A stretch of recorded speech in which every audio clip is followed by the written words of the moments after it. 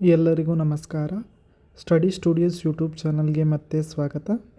ಇವತ್ತಿನ ವಿಡಿಯೋದಲ್ಲಿ ಕರ್ನಾಟಕ ರಾಜ್ಯ ಸಹಾಯಕ ಪ್ರಾಧ್ಯಾಪಕರ ಅರ್ಹತಾ ಪರೀಕ್ಷೆ KCET 2026ರ ಎಕ್ಸಾಮ್ ಯಾರೆಲ್ಲ ಪ್ರಿಪೇರ್ ಆಗ್ತಿದ್ದಾರೋ ಅವರಿಗೆ ಒಂದಿಷ್ಟು ಮಾಹಿತಿಯನ್ನು ಕೊಡ್ತಾ ಹೋಗ್ತೇನೆ. ವಿಡಿಯೋವನ್ನು ಸ್ಕಿಪ್ ಮಾಡದೆ ಪೂರ್ತಿಯಾಗಿ ನೋಡಿ ಮತ್ತು ಇದುವರೆಗೆ ಯಾರು ನಮ್ಮ ಚಾನಲನ್ನು ಸಬ್ಸ್ಕ್ರೈಬ್ ಮಾಡ್ಕೊಂಡಿಲ್ಲ ದಯವಿಟ್ಟು ನಮ್ಮ ಚಾನಲ್ಗೆ ಸಬ್ಸ್ಕ್ರೈಬ್ ಆಗಿ ಅಂತ ಹೇಳ್ತಾ ಬನ್ನಿ ಇವತ್ತಿನ ವಿಡಿಯೋವನ್ನು ಶುರು ಮಾಡೋಣ. ಕರ್ನಾಟಕ ರಾಜ್ಯ ಸಹಾಯಕ ಪ್ರಾಧ್ಯಾಪಕರ ಅರ್ಹತಾ ಪರೀಕ್ಷೆಯನ್ನು ಕರ್ನಾಟಕ ಪರೀಕ್ಷಾ ಪ್ರಾಧಿಕಾರ 2023ರಿಂದ ಪ್ರಾರಂಭಿಸಿದ್ದು, ಅದರ ಮೊದಲು ಮೈಸೂರು ಯೂನಿವರ್ಸಿಟಿ ನಡೆಸುತ್ತಿತ್ತು. ಇವಾಗ KEAಗೆ ವರ್ಗಾವಣೆಗೊಂಡು ಕರ್ನಾಟಕ ಪರೀಕ್ಷಾ ಪ್ರಾಧಿಕಾರ 2023, 24, 25ಕ್ಕೆ ನಡೆಸಿದೆ. 2026 ದಿನಾಂಕವನ್ನು ಅಕ್ಟೋಬರ್ 11ರಂದು ನಡೆಸ್ತೇವೆ ಅಂತಲೂ ಕೊಟ್ಟಿದ್ದಾರೆ. ಇದು ಟೆಂಟೇಟಿವ್ ಡೇಟಾ ಆಗಿದೆ.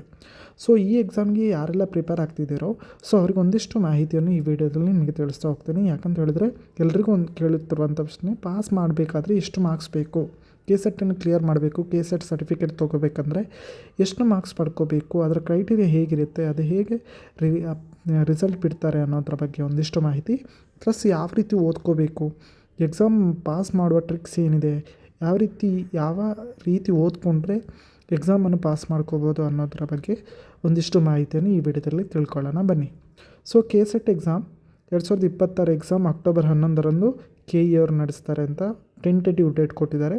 ಸೊ ಯಾರೆಲ್ಲ ಎಕ್ಸಾಮ್ಗೆ ಪ್ರಿಪೇರ್ ಆಗ್ತಿದ್ದೀರೋ ಅವರಿಗೆ ಇವಾಗ ಇರುವಂಥ ಡೌಟು, ಪಾಸ್ ಮಾಡ್ಕೊಳ್ಳೋದು ಹೇಗೆ, KCET ಮಾಡಬೇಕಿದ್ರೆ KCET ಕ್ಲಿಯರ್ ಮಾಡಬೇಕಿದ್ರೆ ಎಷ್ಟು ಪಾಸ್ ಮಾರ್ಕ್ಸ್ ಬೇಕು ಅಂತ ಅದರ ಮಾಹಿತಿ ಇಲ್ಲಿ ಕೊಡ್ತೀನಿ ನೋಡಿ. KCET ಎಕ್ಸಾಮ್ ಬರೆಯೋರಿಗೆ 2 ಪೇಪರ್ ಇರುತ್ತೆ. ಯಾವುದೇ ಸಬ್ಜೆಕ್ಟ್ ನೀವು ಬರೀರಿ ನಿಮಗೆ 2 ಪೇಪರ್ಸ್ ಇರುತ್ತೆ. ಪತ್ರಿಕೆ 1, ಪತ್ರಿಕೆ 2 ಅಂತ ಹೇಳ್ತೀವಿ. ಸೊ ಪ್ರಶ್ನೆ ಪತ್ರಿಕೆ 1ರಲ್ಲಿ ಜನರಲ್ ಪೇಪರ್ ಅಂತ ಹೇಳ್ತೀವಿ, ಅಂದರೆ ಜನರಲ್ ನಾಲೆಜ್ ಕ್ವಶನ್ಸ್ ಇರುತ್ತೆ. ಯಾವ ಕ್ವಶನ್ಸ್ ಬೇಕಾದರೂ ಇಲ್ಲಿ ಕೇಳ್ಬೋದು ನಿಮಗೆ. ಅದು 100 ಮಾರ್ಕ್ಸಿಗೆ ನಿಮಗೆ ಎಕ್ಸಾಮ್ಸನ್ನು ನಡೆಸ್ತಾರೆ. ಇಲ್ಲಿ ನೋಡಿ, ಪ್ರಶ್ನೆ ಪತ್ರಿಕೆ 1 ಅಂಕಗಳು 100 ಅಂತ ಕೊಟ್ಟಿದ್ದಾರೆ. ಅದರಲ್ಲಿರುವಂಥ ಕ್ವಶನ್ಸ್ ಎಷ್ಟು ಅಂದರೆ 50. ಸೊ ಒಂದು ಕ್ವಶನ್ಗೆ ನಿಮಗೆ 2 ಅಂಕಗಳಿರುತ್ತವೆ. ಸೊ 50 ಕ್ವಶನ್ ನೀವು ಆನ್ಸರ್ ಮಾಡಿದ್ರೆ 100 ಅಂಕ ಸಿಗುತ್ತೆ. ಸೊ ಸರಿಯಾದ ಆನ್ಸರ್ ಮಾಡಿದರೆ 100 ಅಂಕ ಸಿಗುತ್ತೆ. ಸೊ ಪ್ರಶ್ನೆ ಪತ್ರಿಕೆ 2 ಇದೆ. ಪ್ರಶ್ನೆ ಪತ್ರಿಕೆ 2ನೇದು 200 ಮಾರ್ಕ್ಸಿಗೆ ಬರುವಂಥದ್ದು 100 ಕ್ವೆಶನ್ ಇರುತ್ತೆ. ಸೊ ಇದು subject paper. So general paper, subject paper 2 ಇರುತ್ತೆ. ಸೊ ಒಟ್ಟು ಎಕ್ಸಾಮ್ ಟೈಮಿಂಗ್ಸು 3 ಗಂಟೆ ಇರುತ್ತೆ. 3 hours ನೀವು ಎಕ್ಸಾಮ್ ಬರೀತೀರಾ. ಸೊ 2 ಪೇಪರ್ಸ್ ಇರುತ್ತೆ, ಜನರಲ್ ಪೇಪರ್ ಮತ್ತು ಸಬ್ಜೆಕ್ಟ್ ಪೇಪರ್. ಸಬ್ಜೆಕ್ಟ್ ನೀವು ಯಾವ ಚೂಸ್ ಮಾಡ್ತೀರೋ ಆ ಸಬ್ಜೆಕ್ಟಿಂದ ನಿಮಗೆ ಕ್ವಶನ್ ಪೇಪರ್ ಕೊಡ್ತಾರೆ. ಅದು 100 ಕ್ವಶನ್ಸ್ 200 ಮಾರ್ಕ್ಸ್ಗೆ, ಜನರಲ್ ಪೇಪರ್ 50 ಕ್ವಶನ್ಸ್ 100 ಮಾರ್ಕ್ಸಿಗೆ ಇರುತ್ತೆ. ಸೊ ಇದರ ಬಗ್ಗೆ ಫಸ್ಟ್ ನಿಮಗೆ ಐಡಿಯಾ ಇರಬೇಕು. ಸೊ ಇದಾದ ನಂತರ ಪಾಸ್ ಮಾರ್ಕ್ಸಿಗೆ ಇಲ್ಲಿ ಕೊಟ್ಟಿರುವಂಥ ಅಂಕಗಳನ್ನು ನೋಡಿ. ಸೊ ನೀವು ಪಾಸ್ ಆಗಬೇಕಿದ್ರೆ KCETಲ್ಲಿ 2 ಕ್ರೈಟೀರಿಯಾ ಇದೆ. ಒಂದು ಮಿನಿಮಮ್ ಮಾರ್ಕ್ಸ್ ಆ್ಯಂಡ್ ಇನ್ನೊಂದು 6% ಕ್ರೈಟೀರಿಯಾ ಅಂತ. ಸೊ ಇದು ಏನು ಅಂತ ನಿಮಗೆ ಇಲ್ಲಿ ಎಕ್ಸ್ಪ್ಲೇನ್ ಮಾಡ್ತೀನಿ ನೋಡಿ. ಸೊ ನೀವು ಯಾವ ಕೆಟಗರಿಗೆ ಬಿಲಾಂಗ್ಸ್ ಇದ್ದೀರೋ ಅದನ್ನು ನೋಡ್ಕೊಳ್ಳಿ. ಜನರಲ್ ಅಂದರೆ GM, ಅಥವಾ ಬೇರೆ category SC ST category 1, 2A, 3A ಅಥವಾ 3B, ಈ ಥರ ಟ್ರಾನ್ಸ್ಜೆಂಡರ್ ಯಾವುದೇ ಪರ್ಸನ್ ವಿತ್ ಡಿಸೆಬಿಲಿಟಿ ಇದು ಯಾವುದೇ ಇರ್ಬೋದು. ಸೊ ಅಲ್ಲಿ ನಿಮಗೆ ಕನಿಷ್ಠ ಅಂಕಗಳು ಇಷ್ಟು ಪಡ್ಕೊಂಡಿರಬೇಕು.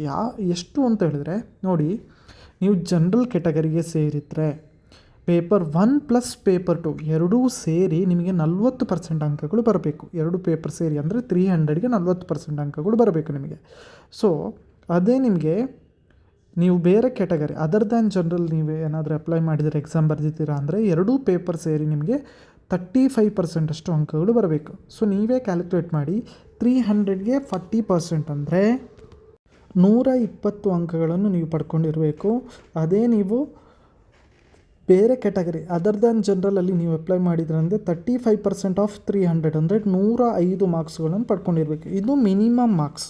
ಈ ಮಿನಿಮಮ್ ಮಾರ್ಕ್ಸ್ ನೀವು ಪಡ್ಕೊಂಡ್ರೆ ನೆಕ್ಸ್ಟ್ ಕೆಟಗರಿ ಅಥವಾ ನೆಕ್ಸ್ಟ್ ಕ್ರೈಟೀರಿಯಾಕ್ಕೆ ನೀವು ಎಲಿಜಿಬಲ್ ಆಗಿರ್ತೀರ. ಅದು 6% ಕ್ರೈಟೀರಿಯಾ. ಆ ವಿಡಿಯೋವನ್ನು ಆಲ್ರೆಡಿ ನಾನು ಮಾಡಿದ್ದೀನಿ. ಇನ್ನೊಂದು ಸಲ ನಿಮಗೆ ವಿಡಿಯೋ ಮಾಡಿ ಹೇಳ್ತೀನಿ, ಅದಕ್ಕೆ ನೀವು ಆ ವಿಡಿಯೋವನ್ನು ನೋಡ್ಕೊಂಡು ನೀವು ತಿಳ್ಕೊಬೋದು ಏನು ಅಂತ. ಸೊ ಅದರ ಬೇಸಿಸ್ ಮೇಲೆ ನಿಮಗೆ ಕಟ್ ಆಫ್ ಬರುತ್ತೆ. ಸೊ ಇವಾಗ ನೀವು ಮಿನಿಮಮ್ ಪಾಸ್ ಮಾರ್ಕ್ಸ್ ಎಷ್ಟು ಅಂತ ಕೇಳಿದ್ರೆ 40% for general category, 35% for other categories, overall 300 marks. Okay, overall 300ಅಲ್ಲಿ ನೀವು 35% ಅಥವಾ 40% ನಿಮ್ಮ ಕೆಟಗರಿಗೆ ಏನು ಬಿಲಾಂಗ್ಸ್ ಆಗಿದ್ರೆ ಅದರ ಬೇಸಿಸ್ ಮೇಲೆ ನೀವು ತೊಗೋಬೇಕಾಗತ್ತೆ. ಸೊ ಇದು ಮಿನಿಮಮ್ ಮಾರ್ಕ್ಸ್ ನೀವು ಪಡ್ಕೊಂಡಿರಬೇಕಾಗುತ್ತೆ.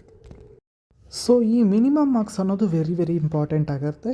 ಈ ಮಿನಿಮಮ್ ಮಾರ್ಕ್ಸ್ ನೀವು ಹೇಗೆ ಪಡ್ಕೋತೀರಾ, ಯಾವ ರೀತಿ ಓದಬೇಕು ಅನ್ನೋದ್ರ ಬಗ್ಗೆ ಇಲ್ಲಿ ಸ್ವಲ್ಪ ಮಾಹಿತಿಯನ್ನು ಕೊಡ್ತೇನೆ ನೋಡಿ. KSET ಪಠ್ಯಕ್ರಮ ಮತ್ತು ಪ್ರಶ್ನೆ ಪತ್ರಿಕೆ ಅಂತ ಹೇಳಿದ್ದಾರೆ. KSET ಪಠ್ಯಕ್ರಮವು UGC ಅಥವಾ CSIR ನೆಟ್ ನಿಗದಿಪಡಿಸಿರುವ ಪಠ್ಯಕ್ರಮದ ಮಾದರಿಯಲ್ಲೇ ಇರುತ್ತದೆ. ಇವಾಗ ನೆಟ್ ಎಕ್ಸಾಮ್ ಏನು ಬರಿತೀವೋ ಅದೇ ರೀತಿಯಲ್ಲಿ ನಿಮಗೆ ಏನು ಮಾಡ್ತಾರೆ ಅಂತ ಹೇಳಿದರೆ KSET ಕೂಡ ನಿಮಗೆ ಸಿಲೆಬಸ್ ಅನ್ನೋದು ಸೇಮ್ ಇರುತ್ತೆ. So syllabus is very very important. So ಸಿಲೆಬಸ್ಸನ್ನು ನೀವು ಫಸ್ಟಿಗೆ ಡೌನ್ಲೋಡ್ ಮಾಡ್ಕೋಬೇಕು. ಸಿಲೆಬಸ್ಸಲ್ಲಿ ಏನಿದೆ ಅದಕ್ಕೆ ನೀವು ಫೋಕಸ್ ಮಾಡಬೇಕಾಗತ್ತೆ. ಸೊ ಕರ್ನಾಟಕ ಪರೀಕ್ಷಾ ಪ್ರಾಧಿಕಾರದ KEA ವೆಬ್ಸೈಟಲ್ಲಿ ಇಲ್ಲಿ ಲಿಂಕು ಕೊಟ್ಟಿದ್ದಾರೆ, ವೆಬ್ಸೈಟ್ ಲಿಂಕು. ಅಲ್ಲಿಂದ ನೀವು ನಿಮ್ಮ ವಿಷಯ ಏನಿದೆ ಅನ್ನೋದರ ಬೇಸಿಸ್ ಮೇಲೆ ಜನರಲ್ ಪೇಪರ್ ಹೆಂಗಿರುತ್ತೆ ಪ್ಲಸ್ ನಿಮ್ಮ ವಿಷಯದ ಏನಿದೆ ಅದರ ಸಿಲೆಬಸ್ಸನ್ನು ನೀವು ಡೌನ್ಲೋಡ್ ಮಾಡ್ಕೋಬೇಕು. Syllabus is very very important. ಸಿಲೆಬಸ್ಸನ್ನು ನೀವು ಡೌನ್ಲೋಡ್ ಮಾಡ್ಕೊಂಡು ಚೆಕ್ ಮಾಡಿಕೊಂಡು ಅದರ ಪ್ರಕಾರ ಓದ್ತಾ ಹೋಗಬೇಕು. That is one point. Another point, last year question paper. So last year question paper ಓದಿದಾಗ ಅಥವಾ ಅದನ್ನು ಸಾಲ್ವ್ ಮಾಡಿದಾಗ ಅದರ ಬಗ್ಗೆ ನಿಮಗೆ ಇನ್ನಷ್ಟು ಐಡಿಯಾ ಬರುತ್ತೆ. ಎಕ್ಸಾಮ್ ಹೇಗೆ ನಡೆಸ್ತಾರೆ, ಎಕ್ಸಾಮಲ್ಲಿ ಯಾವ ರೀತಿ ಕ್ವಶನ್ಸ್ ಕೇಳ್ತಾರೆ, ಯಾವ ರೀತಿ ನಿಮಗೆ ಕ್ವಶನ್ಸ್ ಬರುತ್ತೆ, ಯಾವ ಸಬ್ಜೆಕ್ಟಿಗೆ ವೆಯ್ಟೇಜ್ ಇದೆ. ಸೊ ಇದರ ಬಗ್ಗೆ ನಿಮಗೆ ಲಾಸ್ಟ್ ಇಯರ್ ಕ್ವಶನ್ ಪೇಪರಲ್ಲಿ ಸಿಗುತ್ತೆ. ಆಲ್ರೆಡಿ KE ಅವರು 3 ಎಕ್ಸಾಮ್ಸ್ ಮಾಡಿದ್ದಾರೆ, 23, 24, 25. 3 ಇಯರ್ಸ್ ಕ್ವಶನ್ ಪೇಪರನ್ನು ಕ್ಲಿಯರಾಗಿ ಸ್ಟಡಿ ಮಾಡಿದ್ರು ನಿಮಗೆ ಸ್ಟಡಿ ಮಾಡೋದಕ್ಕೆ ಈಸಿ ಆಗುತ್ತೆ, ಅಥವಾ ಈ ಎಕ್ಸಾಮ್ಸನ್ನು ಕ್ಲಿಯರ್ ಮಾಡೋದಕ್ಕೆ ಮಿನಿಮಮ್ ಮಾರ್ಕ್ಸ್ ಪಡ್ಕೊಳ್ಳೋದಕ್ಕೆ ಹೆಲ್ಪ್ ಆಗುತ್ತೆ. ಪ್ಲಸ್ಸು ನಿಮಗೆ ಬೇರೆ ಬೇರೆ ಪಬ್ಲಿಕೇಶನ್ಸ್ ಅವ್ರದ್ದು ಬುಕ್ಸ್ ಅವೈಲೇಬಲ್ ಇದೆ. ಸೊ ನಿಮಗೆ ಯಾವುದು ಬೆಸ್ಟು ಸುಟೇಬಲ್ ಅನಿಸುತ್ತೋ, ನಿಮ್ಮ ಸಿಲೆಬಸ್ಗೆ ನೀವು ಓದಬೇಕಾಗಬೇಕಂತ ಸಿಲೆಬಸ್ಗೆ ಯಾವುದು ನಿಮಗೆ ಬೆಸ್ಟು ಸುಟೇಬಲ್ ಅನಿಸುತ್ತೋ ಅಂಥ ಬುಕ್ಸನ್ನು ನೀವು ರೆಫರ್ ಮಾಡ್ಬೋದು. There are lot of books in the market. So ಯಾವ ಬುಕ್ಸ್ ಬೇಕಾದರೂ ನೀವು ರೆಫರ್ ಮಾಡ್ಬೋದು. ಚೆನ್ನಾಗಿರೋ ಬುಕ್ಸು ನೀವು ಆರಿಸ್ಕೋಬೇಕಾಗುತ್ತೆ. ಆ ಬುಕ್ಸ್ ಬಗ್ಗೆಯೂ ನಿಮಗೆ ವಿಡಿಯೋ ಮಾಡಿ ಹಾಕಿದ್ದೀನಿ, ಅದನ್ನು ನೀವು ಚೆಕ್ ಮಾಡ್ಕೋಬೋದು. ಸೊ ಓವರಾಲ್ ಆಗಿ ನೀವು ಮೇನ್ 3 ಫೋಕಸ್ ಮಾಡಬೇಕು: syllabus, last year question paper plus books. So updated version ಯಾವುದಿದೆ, ಹೊಸ ಹೊಸ ಬುಕ್ಸ್ ಯಾವುದಿದೆ ಅದನ್ನು ನೀವು ಫೋಕಸ್ ಮಾಡಿಕೊಂಡು ಅದರ ಪ್ರಕಾರ ನೀವು ಓದ್ತಾ ಹೋದರೆ ಸೊ ನಿಮಗೆ ಮಿನಿಮಮ್ ಪಾಸಿಂಗ್ ಮಾರ್ಕ್ಸ್ ಪ್ಲಸ್ಸು KSETನ್ನು ಕ್ಲಿಯರ್ ಮಾಡೋದಕ್ಕೆ ಕ್ಲಿಯರಾಗಿ ಹೆಲ್ಪ್ ಆಗುತ್ತೆ. ಸೊ ಇಲ್ಲಿ ಒನ್ ಮೋರ್ ಸಜೆಷನ್ ಏನಂತ ಹೇಳಿದ್ರೆ, KSETಲ್ಲಿ 2 ಪೇಪರ್ಸ್ ಬರುತ್ತೆ, ಒಂದು ಜನರಲ್ ಪೇಪರ್, ಒಂದು ಸಬ್ಜೆಕ್ಟ್ ಪೇಪರ್.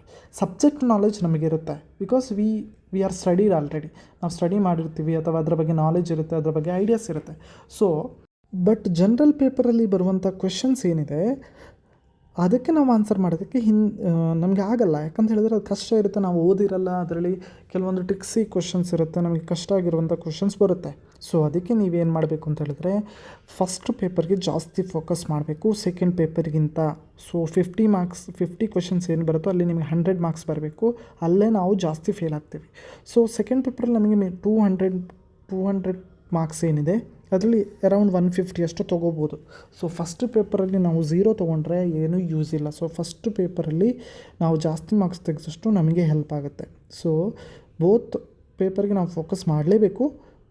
ಬಟ್ ಫಸ್ಟ್ ಪೇಪರ್ಗೆ ಜಾಸ್ತಿ ಫೋಕಸ್ ಮಾಡಿದ್ರೆ ನಮಗೆ ಒಂದು ಕಾನ್ಫಿಡೆನ್ಸ್ ಬರುತ್ತೆ, ಅಲ್ಲಿ ಸೊಲ್ಯೂಷನ್ ಮಾಡ್ತಾ ಹೋಗ್ತೀವಿ, ಈಸಿಯಾಗಿ ಆನ್ಸರ್ ಫೈಂಡ್ ಔಟ್ ಮಾಡ್ತಾ ಹೋಗ್ತೀವಿ. ಆವಾಗ ನಮಗೆ ಸೆಕೆಂಡ್ ಪೇಪರ್ ಇನ್ನೂ ಹೆಲ್ಪ್ ಆಗುತ್ತೆ. ಸೊ ಫಸ್ಟ್ ಪೇಪರ್ಗೆ ಹೆಚ್ಚಿನ ಫೋಕಸ್ ಮಾಡಿ. ಪ್ಲಸ್ಸು ಸೆಕೆಂಡ್ ಪೇಪರು ಬೇಕು. ಸೆಕೆಂಡ್ ಪೇಪರ್ನ ನಾಲೆಜ್ ಆಲ್ರೆಡಿ ಇದ್ದರೂ ಪ್ಲಸ್ ನಿಮಗೆ ಅದರ ಬಗ್ಗೆ ಇನ್ನೂ ನಾಲೆಜ್ ಬೇಕಾಗುತ್ತೆ. ಅದರ ಬಗ್ಗೆ ಎಕ್ಸಾಮ್ಸಲ್ಲಿ ಜಾಸ್ತಿ ಕ್ವೆಶನ್ಸ್ ಬರುತ್ತೆ. ಸೊ ಅದಕ್ಕೂ ಫೋಕಸ್ ಮಾಡಬೇಕು. ಸೊ ನನ್ನ ಪರ್ಸನಲ್ ಸಜೆಷನ್, ನೀವು ಫಸ್ಟ್ ಪೇಪರ್ಗೆ ಸ್ವಲ್ಪ ಜಾಸ್ತಿ ಫೋಕಸ್ ಮಾಡಿ ಸೆಕೆಂಡ್ ಪೇಪರ್ಗಿಂತ. ಸೆಕೆಂಡ್ ಪೇಪರ್ ನಾಲೆಜ್ ನಿಮಗೆ ಆಲ್ರೆಡಿ ಇದ್ದರೆ ಮಾತ್ರ, ಇಲ್ಲಾಂದರೆ ನೀವು 2 ಪೇಪರ್ಗೂ ಫೋಕಸ್ ಮಾಡಬೇಕಾಗತ್ತೆ. ಸೊ ಒಂದಿಷ್ಟು ಮಾಹಿತಿ ನಿಮ್ಮ ಸ್ಟಡಿ ಹೇಗಿರಬೇಕು ಅಂತ. ಆ್ಯಂಡ್ ವೆರಿ ಇಂಪಾರ್ಟೆಂಟ್ ಥಿಂಗ್ಸ್, ಈ ಎಕ್ಸಾಮ್ಸ್ ಬರೆದ್ರೆ ನಿಮಗೆ ಯಾವುದೇ ಋಣಾತ್ಮಕ ಮೌಲ್ಯಮಾಪನ ಇರೋದಿಲ್ಲ. ಯಾವುದೇ ತಪ್ಪು ಆನ್ಸರ್ ಮಾಡಿದೆ, ಫಾರ್ ಎಕ್ಸಾಂಪಲ್ ನೀವು ಒಂದು ಕ್ವಶನ್ಗೆ ರಾಂಗ್ ಆನ್ಸರ್ ಮಾಡಿದರೆ ಅಂದರೆ ಬೇರೆ ಎಕ್ಸಾಮ್ಸಲ್ಲಿ, ಕಾಂಪಿಟೇಟಿವ್ ಎಕ್ಸಾಮ್ಸಲ್ಲಿ 0.25 ಅಷ್ಟು ಮಾರ್ಕ್ಸನ್ನು ಕಟ್ ಮಾಡ್ತಾರೆ. ಬಟ್ ನಿಮಗೆ ಇಲ್ಲಿ ಏನಾಗಲ್ಲ, ಯಾವುದೇ ನೆಗೆಟಿವ್ ಮಾರ್ಕ್ಸ್ ಸಿಗಲ್ಲ, ನೆಗೆಟಿವ್ ಮಾರ್ಕ್ಸ್ ಅನ್ನೋದು ಇಲ್ಲ. ಸೊ ತಪ್ಪು ಆನ್ಸರ್ ಮಾಡಿದ್ರೆ ನಿಮಗೆ ಯಾವುದೇ ಪ್ರಾಬ್ಲಮ್ಸ್ ಆಗಲ್ಲ. ಸೊ ಅದಕ್ಕೆ ರಾಂಗ್ ಆನ್ಸರ್ ಮಾಡೋದಕ್ಕಿಂತ ರೈಟ್ ಆನ್ಸರ್ ಮಾಡಿ ಕ್ಲಿಯರ್ ಮಾಡ್ಕೊಳ್ಳೋದು ವೆರಿ ವೆರಿ ಇಂಪಾರ್ಟೆಂಟ್. ಈ ವಿಡಿಯೋ ನಿಮಗೆ ಇಷ್ಟ ಆಗಿದ್ರೆ ಲೈಕ್ ಮಾಡಿ, ಶೇರ್ ಮಾಡಿ. ಹಾಗೆಯೇ ಯಾರೆಲ್ಲ ಆಕಾಂಕ್ಷಿಗಳಿದ್ದೀರೋ KSET ಕ್ಲಿಯರ್ ಮಾಡ್ಕೋಬೇಕು ಅಂತ ಇದ್ದೀರೋ ಎಲ್ರಿಗೂ ಆಲ್ ದ ಬೆಸ್ಟ್ ಅಂತ ಹೇಳ್ತಾ, ನಮ್ಮ ಚಾನಲ್ ಸಬ್ಸ್ಕ್ರೈಬ್ ಆಗಿ ಇನ್ನೂ ಹೆಚ್ಚಿನ ಮಾಹಿತಿಯನ್ನು ಕೊಡ್ತೇನೆ. KSET ರಿಲೇಟೆಡ್ ಎಲ್ಲ ಇನ್ಫಾರ್ಮೇಷನ್ ನಿಮಗೆ ತಿಳಿಸ್ತೇನೆ ಅಂತ ಹೇಳ್ತಾ ಎಲ್ರಿಗೂ ನಮಸ್ಕಾರ.